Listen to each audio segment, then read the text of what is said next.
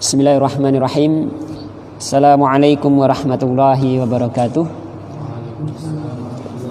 Alhamdulillah nahmaduhu wa nasta'inuhu wa nastaghfiruh wa natubu ilaih. Asyhadu an la ilaha illallah wahdahu la syarikalah wa asyhadu anna Muhammadan abduhu wa rasuluhu la nabiyya wa la rasula ba'dah. Allahumma salli wa sallim ala nabiyyina Muhammadin wa ala alihi wa ashabihi wa man tabi'ahum bi ihsanin ila yaumiddin. Amma ba'd. Qala Allah Ta'ala, ya ayyuhalladzina amanu taqullaha haqqa tuqatih wa la tamutunna illa wa antum muslimun. Allahumma salli wa sallim ala nabiyyina Muhammad. Allahumma salli wa sallim wa barik alaihi. Fatifillah rahmatullah. Pada kesempatan sore hari ini Allah Subhanahu wa taala masih memberikan kepada kita kesempatan yang sangat luar biasa. Marilah nikmat yang Allah berikan ini kita disampaikan pada bulan Ramadan ini, kita syukuri dengan cara memanfaatkan waktu-waktu kita pada bulan Ramadan ini untuk senantiasa beramal soleh, untuk senantiasa berada dalam kebaikan. Kita isi misalkan contohnya dengan senantiasa memaksimalkan intensitas kita interaksi dengan Al-Quran misalkan. Karena bulan Ramadan ini adalah sebagaimana disebutkan Syahrul Quran, yaitu waktu di mana hari-hari kita itu kita sibukkan dalam interaksi dengan Al-Quran. Yang sudah mempunyai hafalan banyak, selain kita tilawah, kita manfaatkan untuk murojaah. Karena misalkan satu hari kita misalkan tilawahnya 1 juz, murojaahnya 2 juz, yang sudah 15 juz, maka nanti kita akan ketemu hafalan kita, murojaah kita minimal dua kali. Atau yang hafalannya belum sampai itu, maka akan lebih kuat hafalannya. Karena momen Ramadan ini adalah beda dengan momen yang lain. Jadi pada selain bulan Ramadan, kemampuan kita untuk interaksi dengan Al-Quran kurang. Makanya ulama mengatakan bahwasanya para salafus soleh ataupun ulama-ulama kontemporer menyebutkan bahwasanya apabila pada bulan Ramadan saja kita tidak bisa menghatamkan Al-Quran, lebih-lebih apalagi pada bulan yang lain. Maka sebagai salah satu barometer kita adalah maksimalkan bulan Ramadan ini untuk senantiasa interaksi dengan Al-Quran. Sekali lagi, apabila kita pada bulan Ramadan saja tidak bisa menghatamkan Al-Quran, bagaimana dengan bulan-bulan yang lain? Makanya salah satu cara yang sering saya lakukan pada saat dari dulu adalah untuk senantiasa istiqomah dalam membaca Al-Quran adalah senantiasa membaca Al-Quran sesuai dengan sesuai dengan tanggal pada bulan tersebut. Misalkan tanggal 5 Rajab, maka saya berusaha untuk menyelesaikan tilawah juz 5. Nah, apabila tanggalnya hanya sampai 29, berarti saya mempunyai suatu kewajiban salah satu hari itu harus menyelesaikan 2 juz. Nah, ini salah satu cara untuk mengingatkan kita senantiasa dalam interaksi dalam Al-Quran. Jangan sampai hari-hari kita ini tidak ada hari yang tidak sedikit pun interaksi dengan Al-Quran. Apalagi ini bulan Ramadan, momen yang sangat luar biasa sekali. Mari kita maksimalkan interaksi kita dengan Al-Quran. Minimal sehari 1 juz, itu minimal. Nah, karena kalau 1 hari 1 juz itu kita hanya dapat khatam 1 kali. Nah, kalau di bulan Ramadan aja tidak bisa khatam, apalagi bulan yang lain. Seperti itu. Selawat dan salam senantiasa tercurah pada Nabi kita, Nabi Agung Muhammad sallallahu alaihi wasallam. Marilah kita senantiasa untuk meneladani beliau.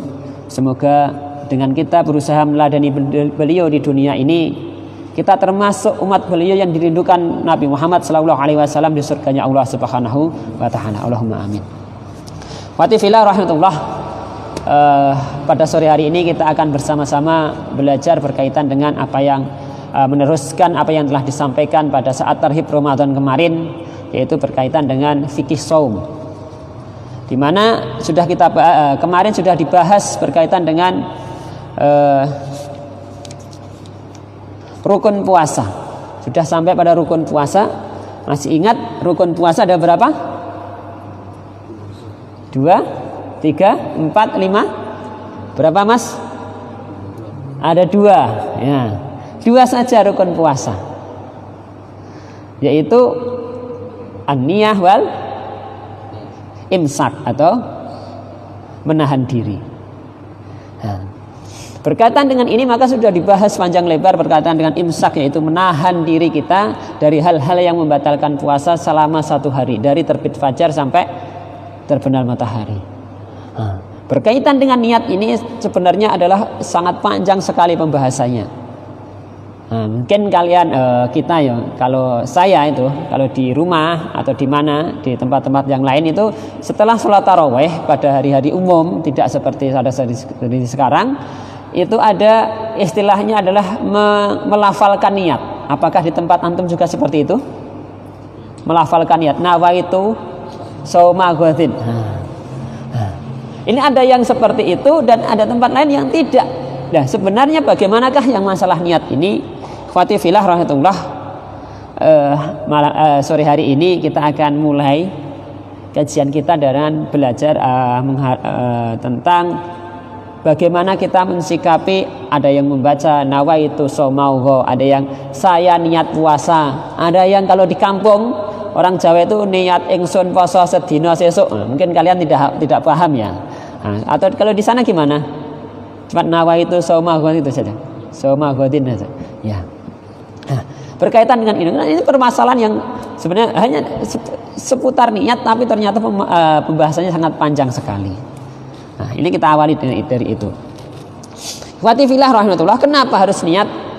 Karena sebagaimana disebutkan kemarin sudah dibahas ya, innamal a'malu binniyat. Sungguhnya segala amal, setiap amal itu tergantung niatnya. Kalau tidak ada, dan niat ini juga adalah salah satu pembeda, yaitu membedakan antara ibadah dengan kebiasaan. Contoh misalkan,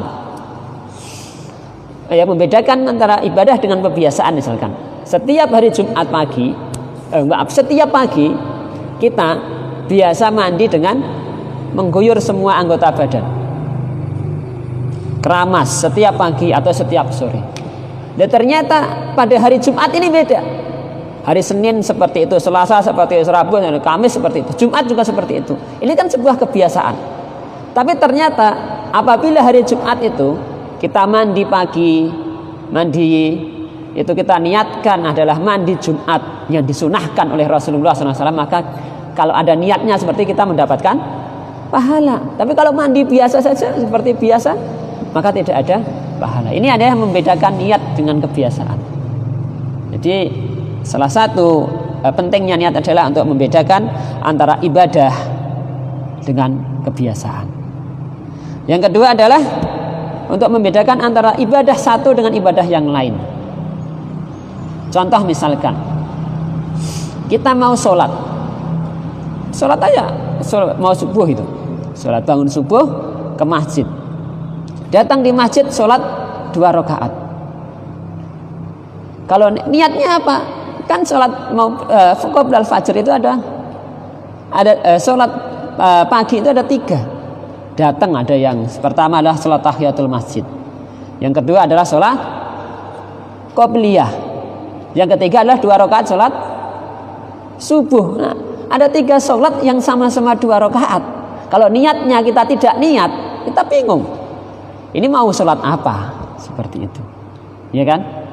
Nah, seperti itu. Ini membedakan adalah ibadah satu dengan ibadah yang lain. Yang pertama niatnya adalah sholat tahiyatul masjid, berdiri. Yang kedua sholat qobliyah subuh, berdiri. Yang ketiga sholat subuh berjamaah. Itu. Dan sekali lagi harus kita pahamkan bahwasanya sesungguhnya niat ini adalah amalan hati. Amalan hati.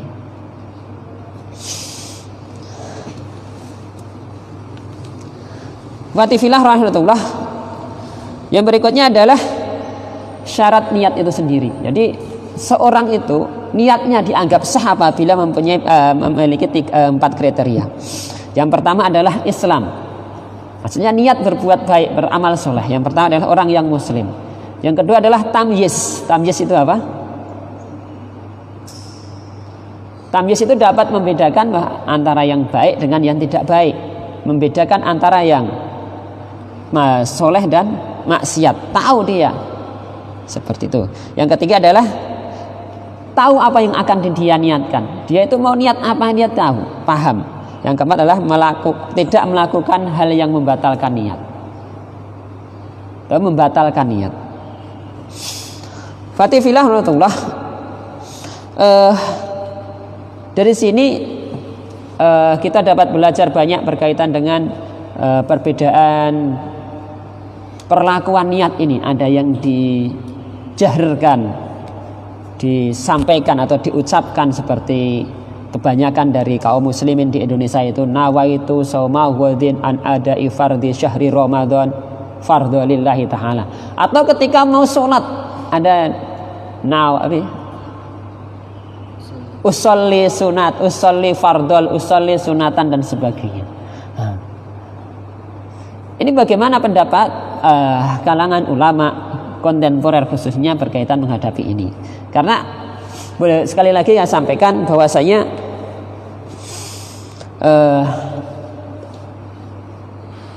ucapan atau ta'yin atau taklid kalimat nawaitu shauma ghadin ini sebenarnya tidak diperselisihkan. Tidak diperselisihkan. Artinya ulama itu membolehkan. Tidak ada yang membid'ahkan. Yang ada adalah Imam Malik menyampaikan bahwasanya mengucapkan niat itu yang membiasakan seperti itulah bagian dari kemakruhan, makruh saja. Imam Malik itu pendapat Imam Malik. Tapi pendapat imam mazhab yang lain tidak bermasalah. Tidak mempermasalahkan. Sekarang kenapa sampai ada kalimat atau melafalkan niat nawaitu shauma ghadin? Sebelum masuk situ kita sampaikan bahwasanya masalah niat di bulan Ramadan ini, shaum Ramadan ini, pendapat mayoritas ulama adalah setiap malam, setiap hari harus diperbaharui. Pendapat mayoritas ulama. Jadi setiap malam, makanya di kampung-kampung, di desa-desa, di beberapa tempat itu setiap malam setelah sholat tarawih itu ditalkin. Ditalkin itu apa ya? Diajari ya oleh imamnya, nawaitu shauma ghadin an ada'i fardhi syahri Ramadan, agar apa? Agar orang-orang itu tidak lupa niat pada malam ini untuk puasa esok hari.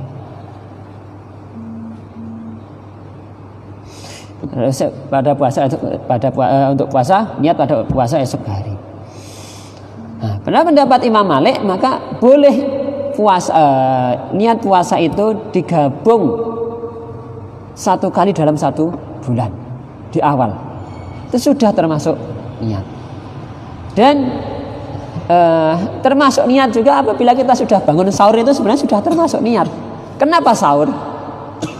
Mau puasa, niat itu. Jadi ucapan hati kita misalkan saya niat puasa besok, itu sudah termasuk niat pada malam hari. Berkaitan dengan itu maka untuk memudahkan kaum muslimin dalam melafalkan niat dan untuk menguatkan, untuk azam, untuk mengazamkan diri, maka muncullah kalimat nawaitu shauma ghadin. Seperti itu. Kenapa seperti itu? Nawaitu shauma ghadin an ada'i fardhi syahri Ramadan. Fardu pada bulan Ramadan, untuk membedakan dengan puasa-puasa yang lain. Karena kan ada puasa, misalkan puasa sunnah, puasa nazar yang wajib dan sebagainya. Maka disebutkanlah lafal seperti itu. Dan ini sebenarnya menurut pendapat ulama diperbolehkan. Artinya tidak ada yang melarang ulama mazhab itu. Yang memakruhkan adalah Imam Malik saja. Misalkan kalian di kampung nawaitu shauma ghadin, boleh, silahkan. Tetapi tetap urusan niat itu adalah urusan hati. Kalaupun kita mengucapkan tapi hati kita tidak niat, maka itu bukan termasuk bagian dari niat. Karena sekali lagi niat adalah urusan hati. Fatifillah rahmatullah. Terus haruskah niat kita puasa itu adalah dengan seperti itu, nawaitu shauma ghadin di dalam hati kita, atau dengan kalimat yang lain, maka boleh dengan kalimat yang lain. Niat ingsun poso sedina sesuk, saya besok niat puasa. Itu ketika hatinya sudah kerentek atau sudah mengucapkan, hatinya itu sudah membisikkan seperti itu, maka itu sudah bagian dari niat. Termasuk ketika kita niat untuk sholat, maka usolli itu bukan bagian dari rukun, karena rukun sholat itu yang pertama adalah takbiratul ihram. Berarti usolli fardhol subahi itu bukan bagian, kita belum masuk sholat, karena masuk sholat itu muftatahun bit takbir, dibuka dengan takbir. Boleh nggak mengucapkan seperti itu? Monggo. Yang penting, tapi sekali lagi sampaikan, urusan niat adalah urusan hati. Fatifillah rahmatullah, itu ada sedikit pembahasan bagian dari niat kita. Intinya adalah marilah agar kita tidak menjadi diperselisihkan oleh ulama mazhab, maka kita usahakan setiap malam kita bisa bangun sahur. Artinya ketika kita bangun sahur adalah berarti kita sudah berniat puasa. Minimal seperti itu. Atau kita ta'yinkan, atau kita kuatkan, kita azamkan dengan kalimat diucapkan, itu boleh, monggo. Seperti itu. Baik itu dengan sir atau dengan jahar, baik dengan sendiri atau dengan bersama-sama, itu diperbolehkan. Tentu saja itu kita harus melihat juga kebiasaan masyarakat di situ. Kalau kebiasaan masyarakat di situ tidak dijaharkan, tidak nawaitu shauma ghadin, maka kita juga jangan sampai malah memperselisihkan adat-adat yang sudah ada. Kalau kebiasaannya ada seperti itu, maka monggo silahkan seperti itu. Itu adalah berkaitan dengan sedikit permasalahan niat. Fatifillah rahmatullah, ini sudah dibahas di waktu tarhib Ramadan kemarin oleh beliau Ustadz Parmanto selaku mudir pondok yang mengisi pada saat itu. Fatifillah rahmatullah, selanjutnya berkaitan dengan ibadah saum ini, kita akan membahas berkaitan dengan siapa saja yang wajib berpuasa dan siapa saja yang boleh meninggalkan puasa. Sebagaimana disebutkan dalam Al-Quran, ya ayyuhalladzina amanu kutiba alaikumus syiyam kama kutiba alal ladzina min qablikum la'allakum tattaqun ayyaman ma'dudat faman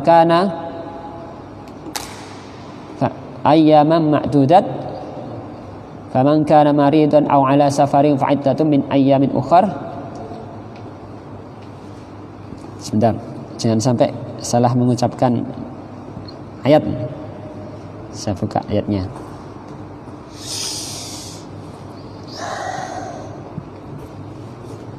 Ayyaman ma'dudat faman kana minkum maridan aw ala safarin fa'iddatun min ayyamin ukhar wa 'alal ladzina yutiqunahu fidyatun ta'amu miskin faman tatawwa'a khairan fahuwa khairul lahu wa an tasumu khairul lakum in kuntum ta'lamun. Sebagaimana dengan ayat ini, maka siapakah saja orang-orang yang wajib melaksanakan saum Ramadan? Yang pertama adalah dia beragama Islam atau Muslim. Tentu saja kalau orang selain Muslim, dia tidak wajib melaksanakan saum Ramadan. Dan ternyata ada juga orang-orang yang non Muslim itu dia ikut berpuasa. Artinya berpuasa dengan tidak makan pada siang hari saja.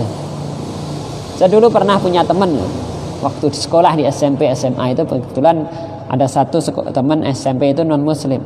Ketika kita puasa saum, maka dia juga tidak makan minum selama sehari di sekolah. Itu yang pertama adalah orang yang Muslim. Jadi orang yang mengaku Muslim, maka yang pertama adalah mendapatkan kewajiban berpuasa. Setelah dia Muslim, apa lagi? Yaitu yang berakal. Dia punya akal. Makanya orang gila itu tidak wajib berpuasa. Dia berakal, punya akal sehat.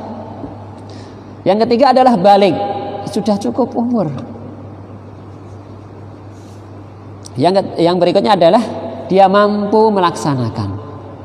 Kalau tidak mampu, maka dia boleh membatalkan atau tidak berpuasa, tentu saja dengan konsekuensi-konsekuensi. Fatifillah rahmatullah, berkaitan dengan permasalahan ini, maka bagi kita yang telah memenuhi beberapa persyaratan tersebut, maka wajib bagi kita melaksanakan puasa Ramadan. Sebagaimana disebutkan pada ayat berikutnya, yaitu faman syahida minkumus syahra falyasum. Barang siapa yang menjumpai bulan tersebut, falyasum, maka hendaklah dia berpuasa. Sebalik, kalau sudah balik, karena jadi permasalahan sekarang ini, kadang-kadang permasalahan balik ini orang itu memahaminya berbeda. Dan kondisi saat ini yang dinamakan misalkan contoh akil balik. Kadang-kadang seorang anak itu balik dulu baru akil. Ini bermasalah. Yang seharusnya terjadi adalah akil dulu, dia berakal dulu baru balik. Paham dulu baru dia balik. Maka apa yang terjadi pada zaman dulu itu, anak-anak itu yang pertama dipahamkan adalah masalah din dulu. Agar ketika dia balik itu dia sudah paham, sudah tahu. Saya harus apa, saya harus bagaimana. Nah, yang terjadi sekarang mayoritas anak-anak itu balik dulu baru dia itu paham. Sudah wajib berpuasa dia, tapi dia tidak paham hukum berpuasa. Sudah wajib sholat, tapi belum paham tata cara sholat, tata cara wudhu dan sebagainya. Akhirnya apa? Ini menjadi sebuah problematika kita, permasalahan kita pada saat ini. Kenapa seperti itu? Ternyata praktisi kedokteran, praktisi kesehatan menyebutkan salah satu permasalahan kenapa anak-anak sekarang itu balik dulu baru akil karena apa? Lebih cepat baliknya itu karena salah satunya adalah faktor makanan. Kita lihat misalkan ayam tahu ayam potong. Ayam yang biasa kita makan itu, ayam potong. Ayam potong itu umurnya berapa? 2 bulan paling, mantap 3 bulan sudah, kalau 3 bulan sudah rugi itu peternaknya. Tapi badannya sudah gede. Badannya sudah gede, sudah layak dipotong. Kenapa seperti itu? Karena makanannya berasal dari makanan yang instan. Semuanya serba instan, makanya gedenya juga instan. Tahu-tahu gede saja baru 2 bulan. Coba saya melihara ayam itu, pakan tiap hari, nasi, beras dan sebagainya. Makanya apa? 2 bulan itu masih segini-gini. Sebagaimana juga manusia, kita anak-anak itu ketika makanannya itu dari awal itu dia banyak makan yang instan, maka boleh jadi dia akan cepat baliknya, cepat besarnya, cepat baliknya sehingga terlambat akilnya, pahamnya terlambat. Ya, ini jadi masalah buat kita. Sudah wajib melaksanakan kewajiban-kewajiban, tapi belum paham tentang kewajiban itu sendiri. Seperti itu. Ini sedikit intermezzo ya berkaitan dengan akil dan balik. Fatifillah rahmatullah. Yang berikutnya adalah ketika sudah paham dia muslim, paham, balik, sehat. Berikutnya adalah yang wajib melaksanakan adalah dia itu tidak sedang dalam keadaan safar atau bermukim, dia mukim.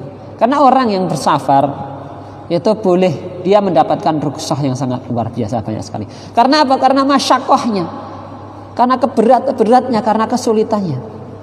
Baik itu boleh mengqashar sholat, boleh tidak berpuasa, alias boleh berbuka puasa pada saat itu.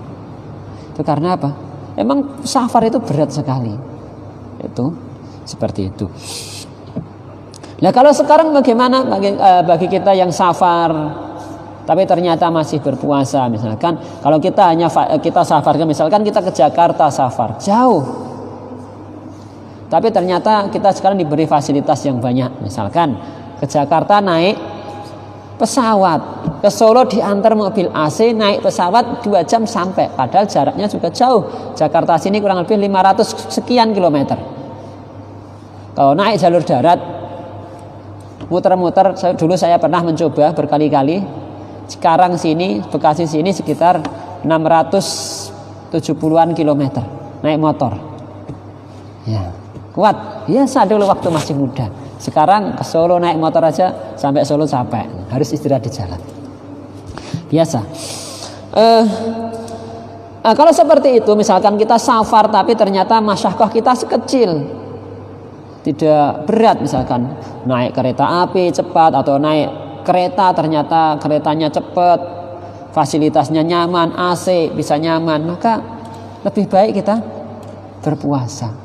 Kenapa seperti itu? Padahal kita diberi rukhsah. Perlu kita pahami bahwasanya bulan Ramadan, hari-hari bulan Ramadan itu hanya ada pada satu bulan saja, tidak ada pada bulan yang lain. Walaupun ketika kita membatalkan, kita boleh mengganti pada bulan yang lain, hari yang lain, tapi beda maknanya, beda auranya, termasuk pahalanya juga berbeda. Karena apa? Disebutkan dalam hadis-hadis sebutkan pada bulan Ramadan ini amalan-amalan dilipat gandakan. Dilipat gandakan. Nah, ini mumpung kita momen Ramadan, jangan sampai kita menyia-nyiakan. Kita misalkan pergi ke Solo, pergi ke Semarang, pergi ke walaupun kita punya rukhsah, tapi kalau kita mampu dan kita nyaman, maka kita ambil itu puasanya. Seperti itu. Fatifillah rahmatullah, itulah orang-orang yang wajib menjalankan puasa. Dan yang lain adalah perempuan-perempuan yang sedang nifas atau haid atau tidak sedang nifas atau tidak sedang haid dan sebagainya, nanti akan ada pembahasannya. Itu yang wajib berpuasa. Ifatifillah rahmatullah. Berikutnya adalah siapa sajakah orang-orang yang boleh tidak berpuasa? Artinya adalah tidak wajib berpuasa pada bulan Ramadan. Yang pertama adalah tentu saja lawan dari muslim, yaitu orang non muslim alias orang kafir, maka dia tidak wajib berpuasa. Dia tidak mendapatkan kewajiban untuk melaksanakan saum pada bulan Ramadan. Sudah beda. Lakum dinukum waliyatin. Itu yang pertama. Yang kedua adalah orang gila. Nah, jadi saya sebutkan lawan dari akil, lawan dari akil adalah junun atau majnun, orang gila. Dia tidak wajib berpuasa dan dia tidak berkewajiban tentang hal-hal yang bagaimana diwajibkan oleh kepada orang-orang yang berakal. Sebagaimana disebutkan dalam sebuah hadis, rufi'al qalam, yaitu penanya diangkat atau catatan amalnya tidak dicatat. An salasatin, yaitu dari 3 bagian. Yang pertama adalah al-majnunu hatta yufik. Orang gila sampai dia itu sembuh dari gilanya, sampai sadar. Maka dia mau ngapaan pun, mau berbuat dosa, mau berbuat kebaikan, maka dia tidak dicatat, tidak dianggap. Yang kedua adalah wa anin naumi hatta yastaiqid, yaitu orang yang tidur sampai dia bangun. Orang yang tidur sampai dia bangun. Orang tidur itu tidak sadar, maka dia mau mengucapkan apa, misalkan mohon maaf, ternyata ketika dia tidur itu dia tidak sadar mengucapkan kata-kata kotor. Kenapa seperti itu? Sebelumnya ketika siang dia pernah dikata-katain kotor oleh temannya, sampai terbawa mimpi dia ngomong kotor. Mohon maaf ini misalkan miso atau dan sebagainya. Maka ketika dia dalam keadaan tidur, maka rufi al-qalam, maafu, dimaafkan. Dia tidak dicatat sebagai sebuah kemaksiatan. Termasuk orang yang meninggalkan sholat karena ketiduran. Dulu pernah saya bahas ini. Ya, ketiduran misalkan.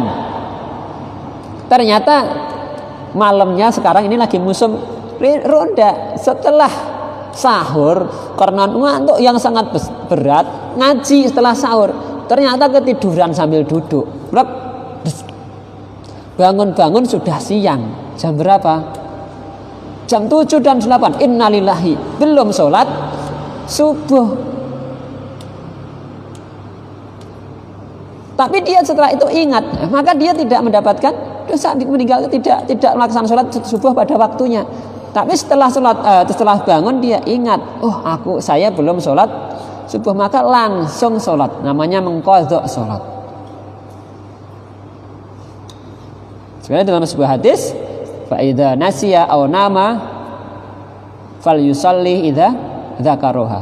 Apabila kalian lupa atau ketiduran sampai waktu habis sholat habis, maka falyusalli idza dzakaroha, maka hendaklah dia segera sholat apabila pada saat dia mengingatnya. Ini wajib, ketika sudah ingat melaksanakan sholatnya, maka wajib, namanya qadha sholat. Nah, terus berikutnya wa anis sabiyyi hatta yahtalim, yaitu penanya diangkat atau tidak dicatat amalnya, tidak dicatat kemaksiatannya dari yaitu seorang anak sampai dia itu balik. Sampai balik.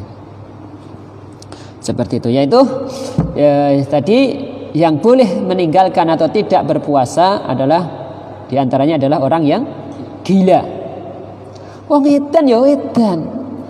Dia mohon maaf ini kita lihat itu di kampung, di jalan-jalan itu, dia tidak menutup aurat. Dosa enggak? Dosa. Maaf, tidak berdosa karena dia edan. Gila. Nah, kalau kita paham, misalkan kita berakal, kok ternyata masih nekat tidak menutup aurat, jangan-jangan meniru. Nah, kamu yang ngomong, niru orang gila katanya. Atau kita sehat, kita punya waktu, ternyata kita meninggalkan sholat, tidak berpuasa, jangan-jangan meniru. Nah, itu segitu. Seperti itu. Ini menjadi orang gila itu ya udah gila saja, tidak wajib melaksanakan puasa. Itu wong edan. Wong edan kok dijarak, jangan-jangan yang jarak itu melu edan. Ya udah, edan ya gila saja. Dan itu rufi al-qalam, tidak wajib berpuasa. Yang berikutnya adalah yang tidak wajib berpuasa adalah anak kecil. Karena tadi sebutkan, yaitu syarat berpuasa adalah balik. Maka ketika anak kecil, maka tidak wajib berpuasa. Tapi tetap bagi kita untuk memerintahkan, mengajak anak-anak kita itu untuk berpuasa. Sebagaimana mengajak anak-anak kita itu untuk sholat. Sebagaimana disebutkan itu dalam sebuah hadis, ajarilah anak-anakmu itu sholat pada umur 7 tahun. Nah, kalau sampai 10 tahun kok ijek angel sholat, maka boleh silahkan dipukul. Kenapa ada anak sampai 10 tahun? Anak sampai dia balik, ternyata dia belum tertib sholat, belum tertib puasa. Karena apa? Boleh jadi dia tidak diajarkan sebelum akil balik, itu berkaitan dengan pemahaman Islam tadi. Makanya tadi saya sampaikan permasalahan sekarang itu banyak anak-anak itu yang balik dulu tapi belum akil. Dia sudah besar, sudah dewasa, tapi dia belum paham berkaitan dengan agama. Maka bagi kita misalkan nanti punya anak, sekarang punya adik, kita ajarkan anak kita, adik kita itu dari kecil untuk melatih berpuasa sekuatnya. Misalkan anak Naila ini diajari puasa, yuk bangun sahur, dibangunkan. Kalau tidak bangun ya sudah,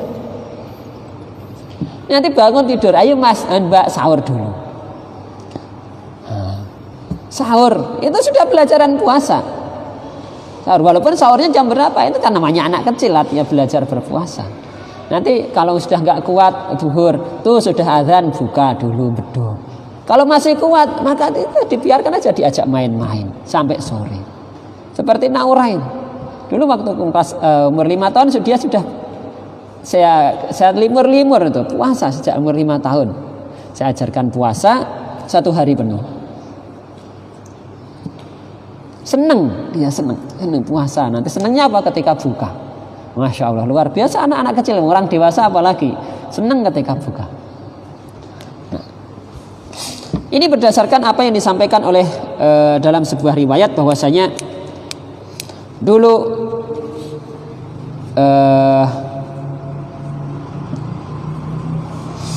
para orang-orang terdahulu itu membiasakan puasa pada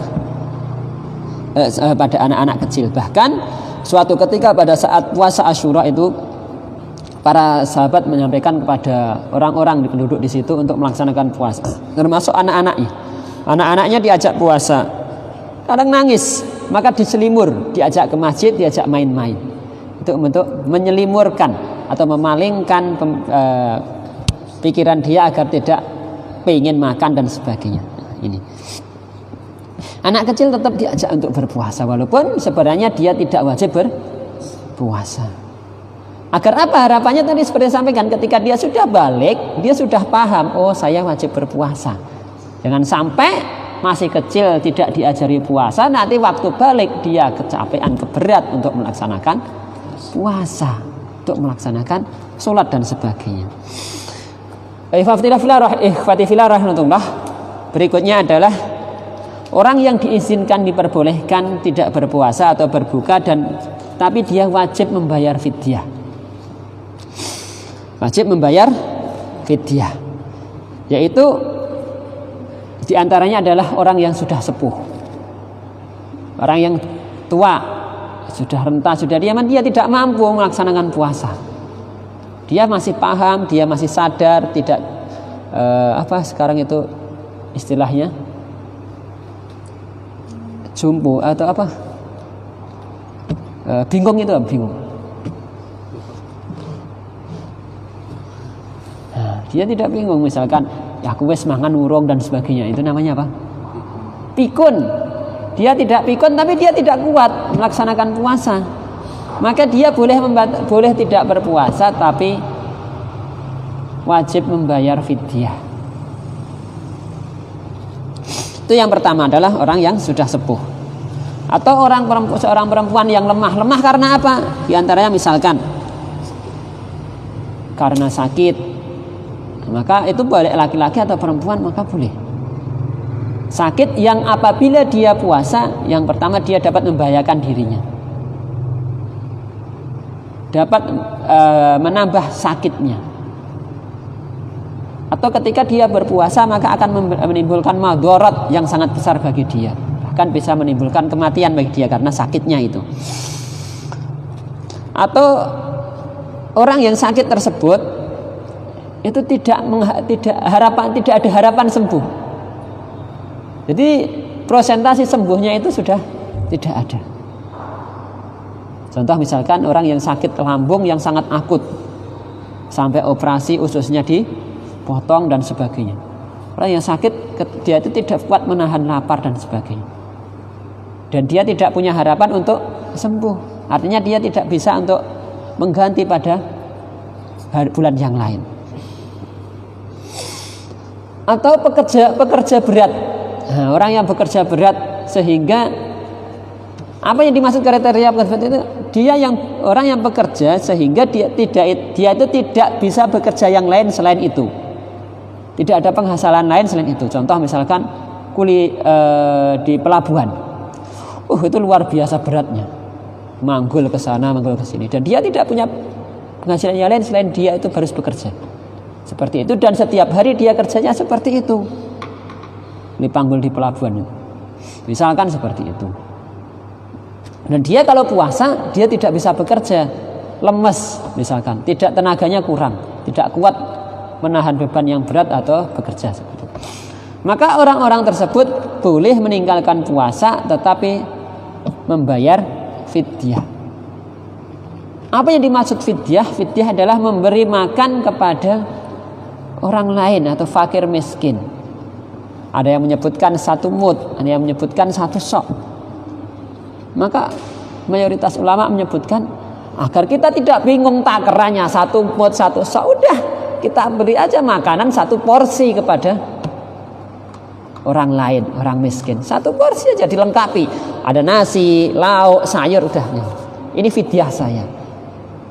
Setiap hari seperti itu. Atau kalau kita kerepotan setiap hari harus menyiapkan itu, kita undang saja pada akhir-akhir Ramadan atau pada pertengahan Ramadan orang-orang yang kira-kira itu dia itu miskin, fakir dan sebagainya, kita undang ke rumah, kita beri makan bersama-sama banyak.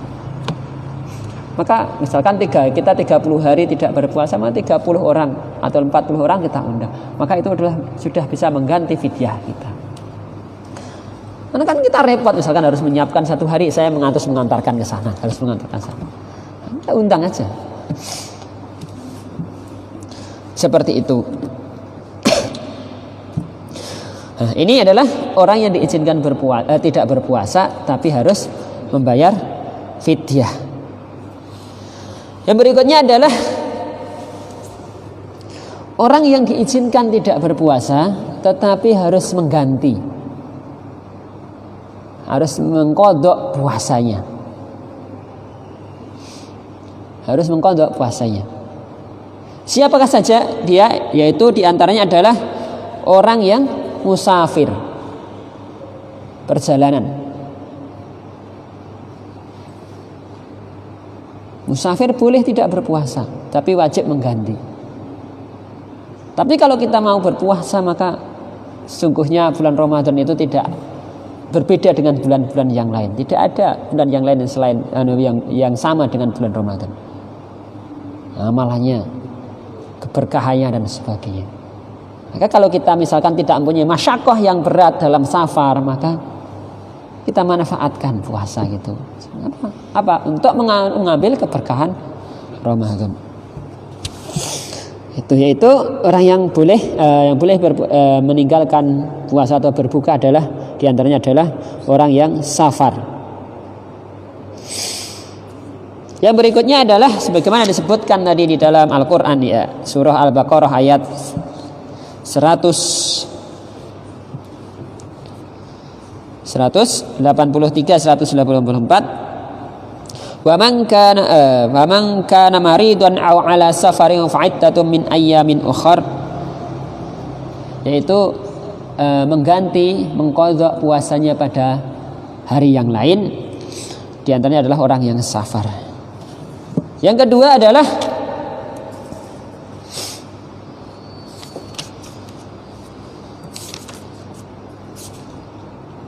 orang yang sakit, maridun,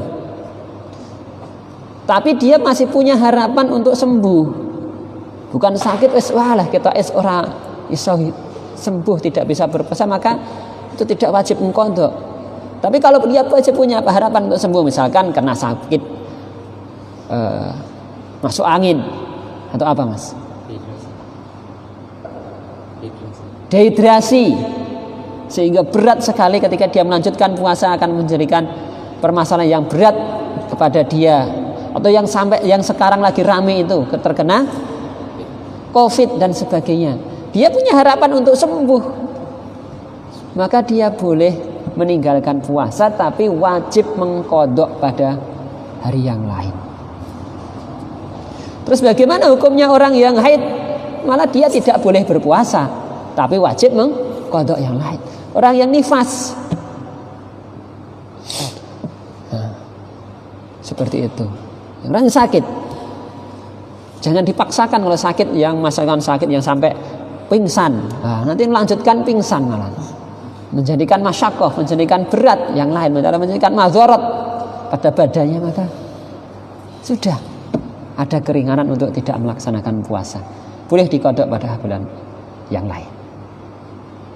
Berikutnya adalah orang yang hamil. Misalkan nanti kalian yang akhwat, Mbak, misalkan nanti hamil pada ini menjadi fenomena yang terjadi sekarang itu, orang hamil awal itu berat, atau istilahnya adalah apa, Mbak? Ngidam itu berat, pengen mutah terus, pengen mengeluarkan lidah terus, sehingga ketika dia berpuasa takut kesehatannya terganggu. Karena apa? Mutah, mau makan sahur mutah, siang lihat suaminya, ada itu orang ngidam itu, lihat suaminya itu mutah, bau keringat suaminya itu mutah, aneh, ada.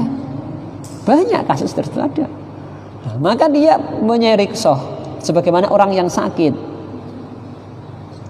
Kalau dia mengkhawatirkan pada dirinya, maka dia boleh membatalkan puasa, tapi mempunyai kewajiban untuk mengganti. Orang yang menyusui, apabila dia khawatir pada dirinya, nanti kalau saya sudah menyusui, terus ternyata saya puasa, saya khawatir badan saya lemes, sakit, tidak bisa menyusui, tidak keluar air susu sehingga menjadikan madarat yang lain, maka dia boleh meninggalkan puasa. Nah, kalau yang dikhawatirkan adalah janin yang ada di perutnya, ketika dia meninggalkan puasa, tapi dia khawatir janin ada yang di perutnya itu bermasalah, atau anak yang dia susui nanti ketika dia berpuasa akan kekurangan air susu ibu, maka dia juga boleh meninggalkan puasa, tapi berbeda perlakuannya. Kalau yang dikhawatirkan janinnya, maka wajib mengqadha dan wajib fidyah. Nah, ini Mbak perhatikan. Kalau yang dia khawatirkan adalah dirinya, maka dia wajib qadha. Kalau yang dikhawatirkan adalah anaknya, maka dia wajib qadha dan fidyah. Nah, wajib qadha dan wajib fidyah. Nah, ini mas-mas ini nanti edukasi untuk calon istrinya. Nah, istrinya tidak berpuasa karena apa? Punya anak kecil, takut balik. Lah gimana nanti? Wajib qadha saja. Belum sempurna. Wajib qadha dan wajib fidyah. Atau istrinya hamil nyidam. Anak menunggu, ini misalkan sudah lama menikah tapi belum dikaruniai momongan, 10 tahun 5 tahun ternyata hamil pertama dia lemes. Enggak usah puasa, Dik. Nah, kasihan nanti janinnya. Boleh enggak? Boleh. Kalau yang dikasihani adalah janinnya, takut janinnya terjadi apa-apa, maka wajib qadha puasa dan juga wajib membayar fidyah. Tapi kalau yang dikhawatirkan adalah dirinya sendiri, maka dia hanya wajib fidyah saja. Seperti itu. Fatifillah rahmatullah, itu adalah beberapa hal barang siapa saja orang-orang yang boleh meninggalkan atau boleh tidak berpuasa pada bulan Ramadan. Ya, ada beberapa catatan nanti bisa menjaga pemahaman kita, jangan sampai pemahaman kita keliru. Lah apabila kita misalkan ya sehat, ya tidak safar, kok ternyata tidak berpuasa, ini kebangetan. Nah, kenapa Mas? Haid. Oh, haid ya laki-laki. Masya Allah. Hanya karena apa? Males. Karena malas saja. Maka ya tidak dibenarkan. Jadi sebuah dosa bagi orang tersebut. Karena apa? Menyelisih perintah Allah Subhanahu wa taala. Fatifillah rahmatullah, itulah beberapa hal berkaitan dengan fikih puasa pada siang hari ini. Insyaallah kita akan lanjutkan pembahasan fikih puasa kita berkaitan dengan bagaimana tata cara kita, apakah tata cara berkaitan dengan Ramadan, iktikaf dalam kondisi pandemi seperti ini, sholat taraweh dalam kondisi pandemi seperti ini, atau dan orang-orang yang atau apa hal-hal yang membatalkan puasa, hal-hal yang boleh dilakukan pada saat puasa, insyaallah akan kita bahas pada kajian berikutnya. Semoga Allah Subhanahu wa taala memudahkan langkah-langkah kita dalam thalabul ilmi, memudahkan langkah-langkah kita dalam menjalani ibadah saum pada Ramadan ini. Sekali lagi jangan sampai karena kondisi seperti ini justru ruh Ramadan kita hilang. Sekali lagi, ruh Ramadan itu sejatinya adalah pada diri kita masing-masing. Baik dalam keadaan pandemi seperti ini ataupun dalam keadaan kita dalam keadaan biasa, maka ruh Ramadan itu harus kita kuatkan. Jangan menjadi alasan mentang-mentang atau sekarang ada alasan, wah saya karena pada daerah yang terkena COVID misalkan, daerah merah, maka boleh nggak tidak berpuasa. Bahkan kemarin ada yang mengusulkan, ini lucu, mengusulkan ke MUI untuk ada fatwa untuk tidak berpuasa dalam kondisi pandemi. Lucu. Dan dia tidak kondisi pandemi aja tidak berpuasa kok. Ini minta fatwa, ini aneh. Tidak difatwa aja sudah tidak berpuasa. Ini aneh. Justru kondisi seperti ini menjadikan kita itu lebih kuat semangat kita ibadah pada Allah Subhanahu wa taala. Banyak berdoa, banyak beramal soleh. Kita tidak tahu yang kita lawan sekarang ini, yang kita alami sekarang ini, kita makhluk yang tidak kelihatan. Itu tidak kelihatan. Kita tidak tahu siapa yang menjadi karir, siapa yang terkenal saat ini. Ya toh? Di mana ada virus dan kita tidak tahu. Tahu-tahu jedol aja. Oh, ternyata masuk berita terkena Covid. Kita tidak tahu. Nah, dalam momen seperti ini justru kita harus lebih menguatkan Ramadan ini seakan-akan Ramadan terakhir buat kita. Kita maksimalkan semaksimal mungkin. Jangan sampai malah ketika kita di rumah, ketika kita tidak sekolah, kita malah nyantai-nyantai. Banyak ibadah. Interaksi Al-Qur'annya lebih dikuatkan. Yang biasanya 1 juz, 3 juz, 5 juz. 1 pekan khatam 1 kali. Dan sebagainya. Hafalannya yang biasanya hafalannya hanya pada saat setoran dengan ustadz tahfidz. Ini momen luar biasa sekali. Kita maksimalkan pelajaran mumpung pelajaran yang lain tidak ada. Kita maksimalkan interaksi kita kepada Allah Subhanahu wa taala dan kita senantiasa saling mendoakan semoga kita yang di sini, kalian yang di rumah senantiasa dalam kebaikan, senantiasa dalam lindungan Allah Subhanahu wa taala, senantiasa diberi kesehatan oleh Allah Subhanahu wa taala sehingga dapat melaksanakan ibadah shaum Ramadan ini hingga akhir dan akhirnya kita mendapatkan al-aid wal faiz. Allahumma amin. Mungkin itu yang bisa kita pelajari pada sore ini, semoga bermanfaat. Kita akhiri dengan doa kafaratul majelis. Subhanakallahumma bihamdika asyhadu an la ilaha illa anta astaghfiruka wa atubu ilaik. Wal afu minkum. Assalamualaikum warahmatullahi wabarakatuh.